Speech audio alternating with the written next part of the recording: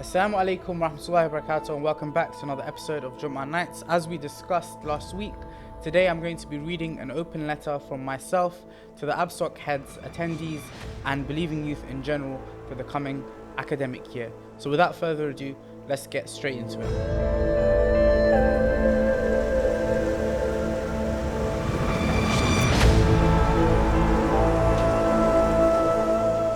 Assalamu alaikum. Ya kumail. ما من حركة إلا وأنت محتاج فيها إلى معرفة. Amir Mu'mineen famously says to Kumail ibn Ziyad, there is no movement of any kind that a human being does except that he is in need of ma'rifah. These aphorisms are easy to agree with, slightly harder to practice in real life. I can sit here and mention ayah after ayah and hadith after hadith. The problem isn't in our ability to recognize these truths, it's in our ability to act upon said truths. إلا الذين آمنوا وعملوا الصالحات فلهم أجر غير ممنون. Except those who believe and do good, they will have a never-ending reward. Verse number 6 of Surah 95 after the Basmalah. Those who believe, followed by those that do good, those who act upon belief. These two pillars reoccur throughout the Qur'an. In a way, I do not blame myself or any of the youth for not knowing what is expected of us, let alone to act upon it according to the vision of the manifest names of Allah subhanahu wa ta'ala, Muhammad wa al-Muhammad. For that was and is the responsibility of a much larger authority. The principle behind these episodes can be summarized in one line. A servant does not serve his master without first knowing what he wants from him. Assalamu alayka ya hujjatullahi wa dalil iradatih. Peace be upon you, O proof of Allah and the sign of His will. These are lines from Ziyarat Ali Yasin. Allah has a will for all things. The Imams are the manifest sign and tongue that convey Allah's will to us. And in a world full of supposed servants, myself included, none have thought to ask what the Imam's will is. From poets to eulogy reciters to social activists to TV channels to web series hosts, do we know what is expected of us? Have we pondered whether what we do is in line with the aims and objectives of the master of the time? Personally, I'll say no. I have spent most of my life imagining what is expected of me, imitating what was around me, without any cognizance of how this was in line with the bigger picture, Allah's mission for the universe. This was because I had no knowledge or understanding of the literature of the very person I was claiming to serve. It is comparable to a supposed communist who wishes to serve socialist ideals without having read the works of Marx, Lenin and Mao. To know the aims and objectives, methods and worldview of such people. Are you even what you claim to be? A servant does not serve his master without first knowing what he wants from him. ABSOC heads, attendees and believing youth in general. Know and then serve. The aim of your gathering should be to familiarize yourself with the Qur'an and the literature of Muhammad wa al-Muhammad, to make these platforms one of raising the collective intellect and understanding of our youth. When these platforms begin to familiarize our youth with the literature, time will then produce the fruits of said labor. It will create youth and future social leaders that are familiar with the mission statement, manifesto and slogan of our Imam, knowing what is expected of them on an individual and collective level.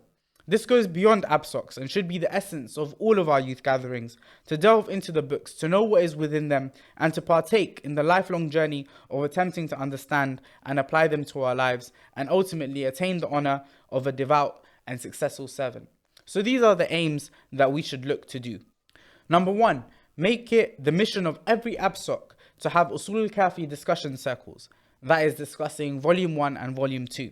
Every ABSOC, beyond their specific events, should try to make it their aim to familiarize their attendees with the books of hadith and most importantly, volumes 1 and 2 of Al-Kafi, known as the Usul.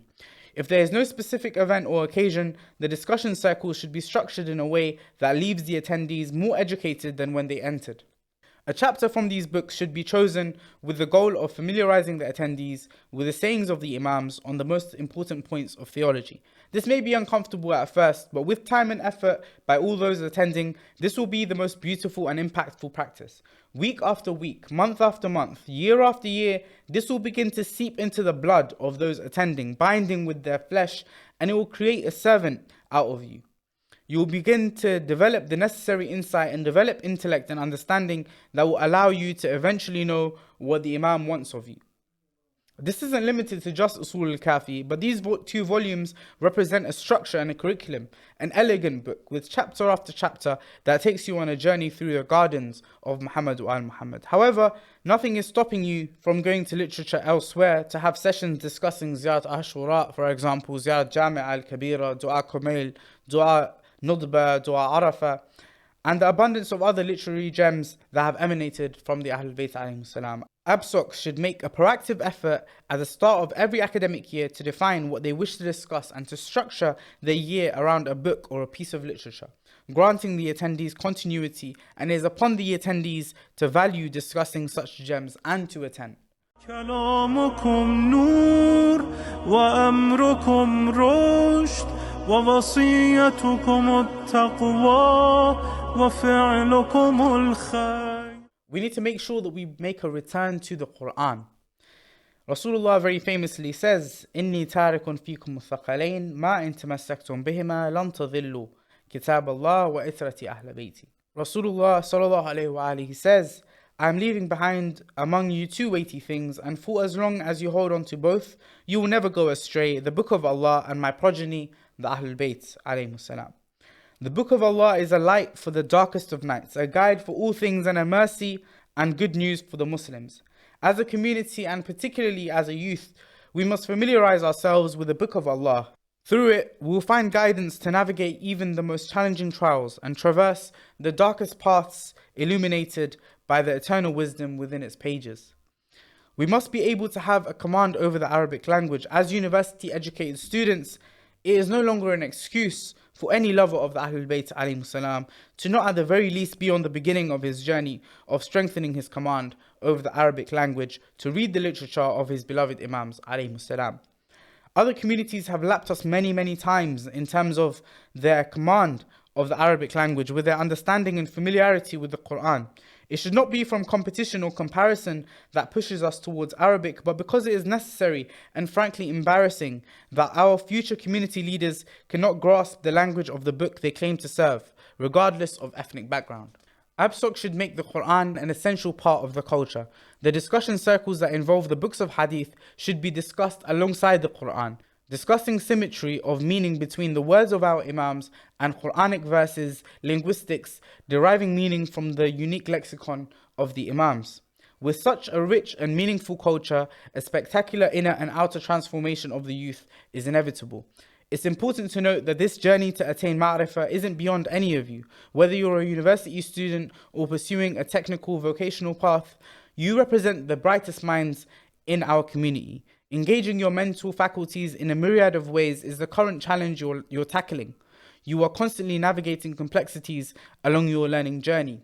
The Quran must also be understood in line with the hadith of Al-Muhammad, as this book is their book.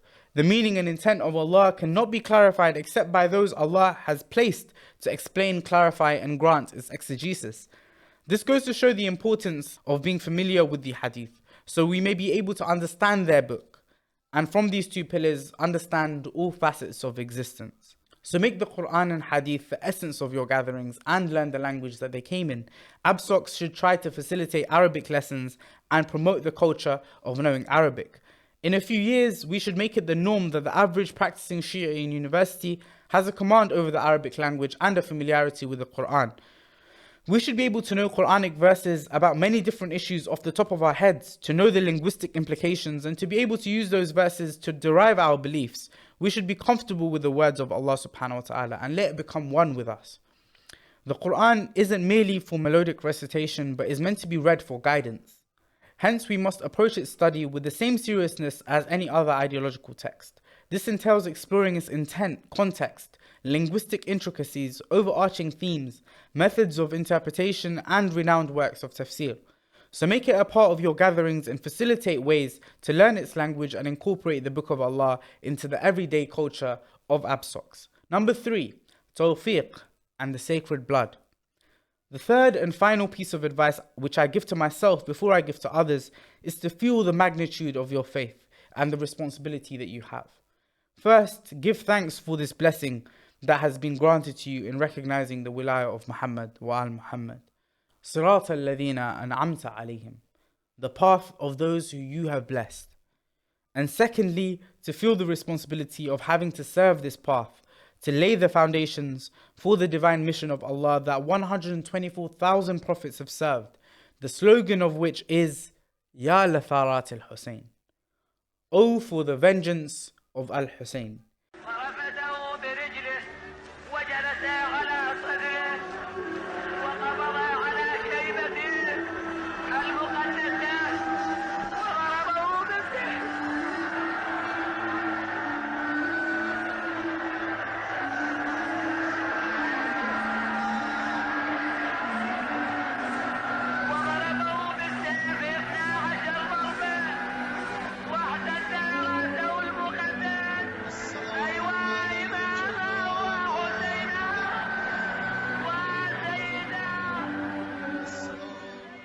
Aba Abdullah alayhi salam is the heart, soul and the lifeblood by which we push forward. The slogan of Allah's mission is His vengeance. His blood is the elixir of life by which existence will be reborn once again. And for us, our tears and our sadness will reorient us towards the Imam of our time, to want to serve and answer the call of the man on the plains of Nainawa. The enemies of the beloved of the Messenger of Allah describe him in his final few moments as bloodied, thirsty, reminiscent of a hedgehog from the amount of arrows that had pierced him, mutilated in every way possible. But they would say, we never saw anyone more beautiful and alluring than him in such a state. The allure and beauty of Imam al-Hussein should be what you nourish yourself with every day. This nourishment should move you forward, purify you and prepare you for the arena of servitude of his son Al-Mahdi alayhi salam. Imam al-Hussein will help you ascend beyond the mere intellectualization of faith and will take you to the plane of love and submission.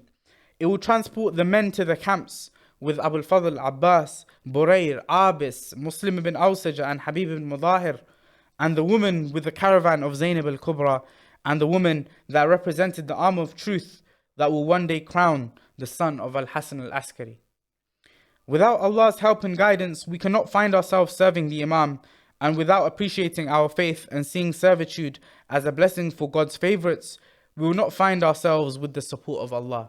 So take refuge in the love, mourning and emotional elements of our faith and use it as a means of purifying your intention and generating a weight of responsibility.